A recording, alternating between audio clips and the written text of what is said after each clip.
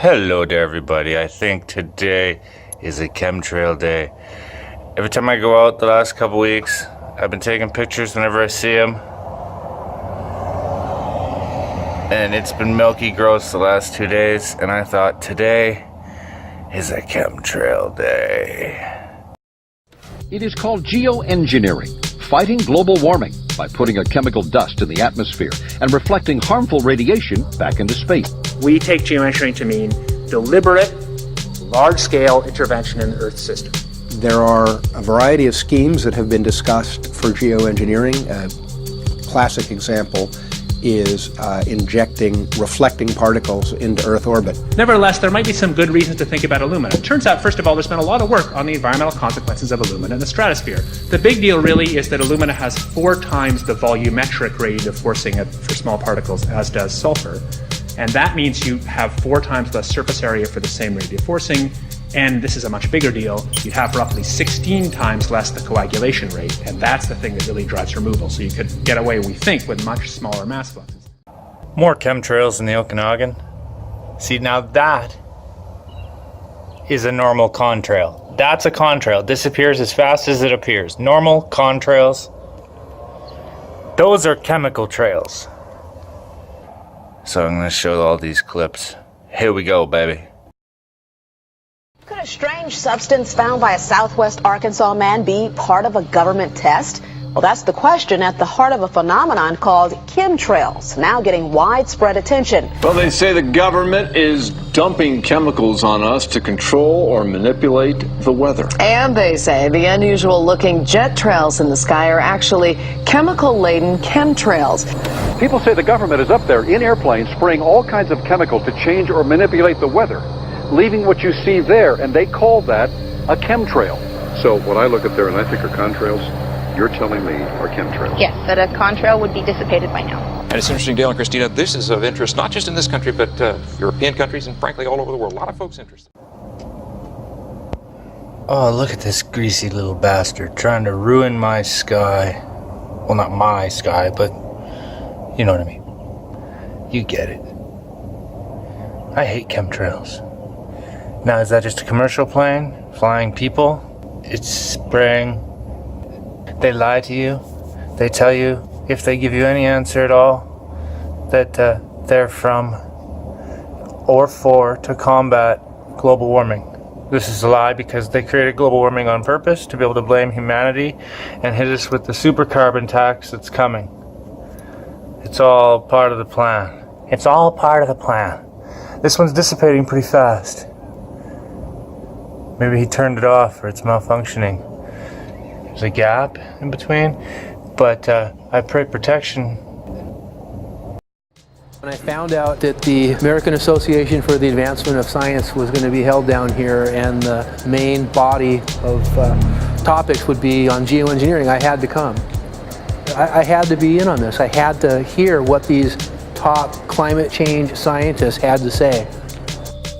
And as the other question about chemtrails and whether geoengineering is being deployed right now without our knowledge, I don't have any personal insight into that, other than to say that I've worked in government at pretty high levels in the White House and in at state government. I'm personally skeptical of that, but obviously you never know what you don't know. Chemtrails. On the internet, they are cited as proof of the government creating clouds to combat global warming.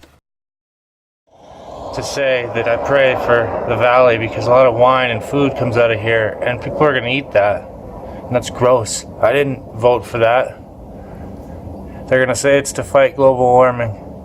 Operation Solar Shield it's called. Well, that's all a scam. They need the aluminum in the air for the 5G to be weaponized, to do any blue beam, holographic, fakery.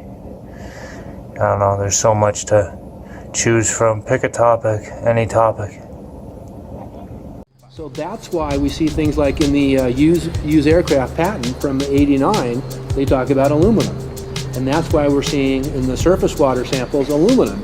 And here's David Keith saying that aluminum has 4 times the reflective volume surface area. So they'd like us to think that we're talking about sulfur, but here they slipped up and let it out that aluminum is 4 times better to achieving their ends, and it sounds like it's going to be one they don't want us to know the effects of. The little picture is from a nanofabrication study, which shows you can make very high quality, and do this in just a jet in a very simple way, make high quality alumina particles just by spraying aluminum vapor out, which oxidizes. So it's certainly in principle possible to do that, and there's a big literature that's already looked at that. And you could do that by either building new versions of these aircraft or even re-engineering existing aircraft. So there's some ideas of that. So you go to an engineering firm and you want this done. They don't say this is hard or unusual. They say, okay, yes, we could do it. Greasy little bastards. Really greasy. Chemtrails. Super greasy. Aerosol geoengineering looks like it is so cheap that the cost is basically not going to be an issue. That means that implementation decisions will be risk-to-risk decisions. The risk of doing it against the risk of not doing it. And it makes the problem of how we govern it fundamentally harder and different and novel. So I've told you that it's cheap to deliver materials to the stratosphere, and I'm convinced that's true. I don't think that will change. But I think the more we do research, the less easy this will look, the more complicated the environmental effects will look. And that's a good thing, because right now it looks too easy. So I think that if we do more research, we're likely to find out that it's harder and more complicated than we thought, and that the side effects are harder to manage, and that's a healthy outcome that will make it easier to do the management. Of course, the opposite reaction is possible. It's an empirical question, how people will actually react to knowledge about this. Another reaction is to say, if these crazy scientists are so concerned about putting CO2 in the atmosphere, they want to think about these things, then that might actually mean we should be more serious about the risks of CO2 in the atmosphere. And by the way, it's not really a moral hazard, it's more like free riding on our grandkids. And by the way, it's not really a moral hazard, it's more like free riding on our grandkids. Ooh, even more chemtrails today, even more chemtrails.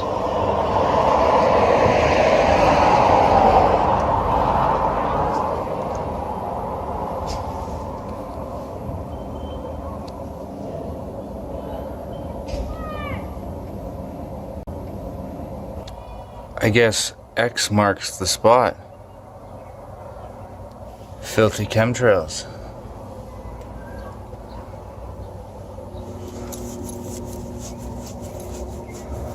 Today is definitely a chemtrail day. I'm gonna find out who the MP is and link it to him, as I always do, because X doesn't mark the spot.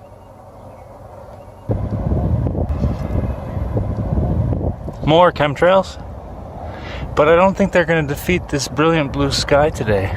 Well, maybe. I don't know. If they keep hammering and hammering us, I got to find out who the new MP is. I think Richard Cannings is done. Either that or he blocked me on Facebook because I couldn't link his name on Facebook.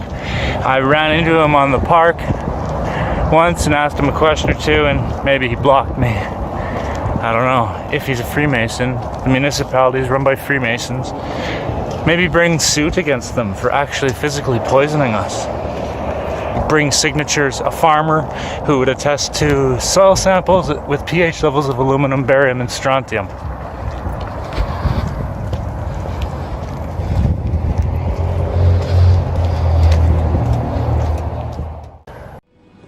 Numerous air quality studies, including from CARB, California Air Quality Resource Board, have named submicron-sized particulates as being particularly harmful for human respiration.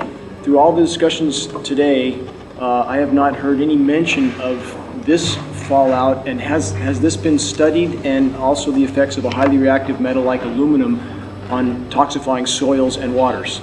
The question is, what would be the effects of these materials on human health if they came down into the stratosphere, in particular small particles and aluminum? So the collaborators of mine working on the aerosol scheme are actually folks from Carnegie Mellon who focused on human health impacts. And while we haven't published it, that was the very first thing we did. Was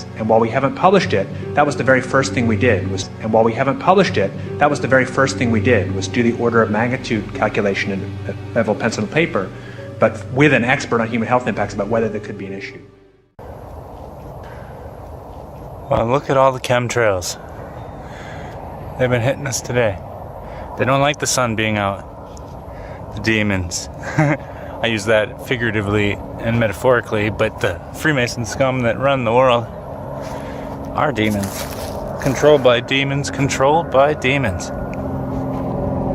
So what do you think they're spraying out of those planes? You think that's vitamins? It's not vitamins. That's chemtrails.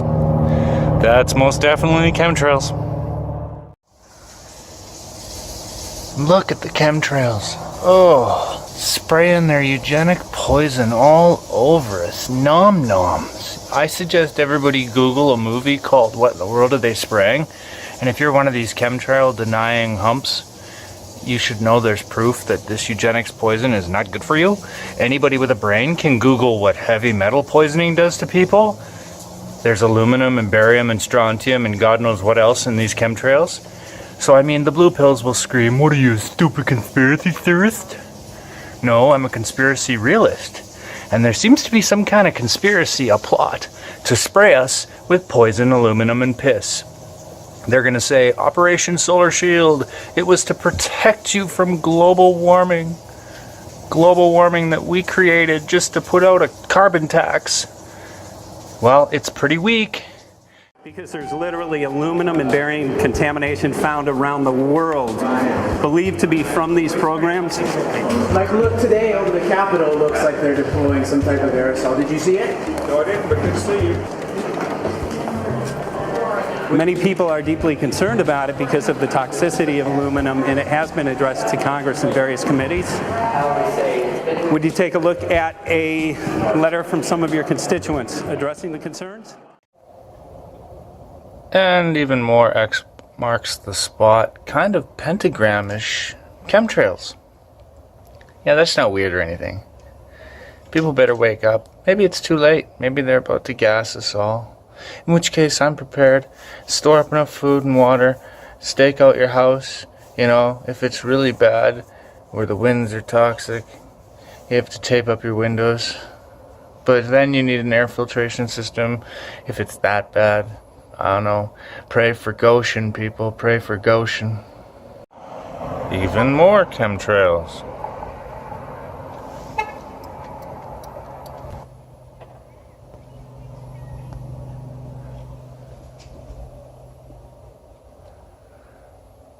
Yeah, the only way to fight it is to write our MPs or make videos like I do and link them on Facebook.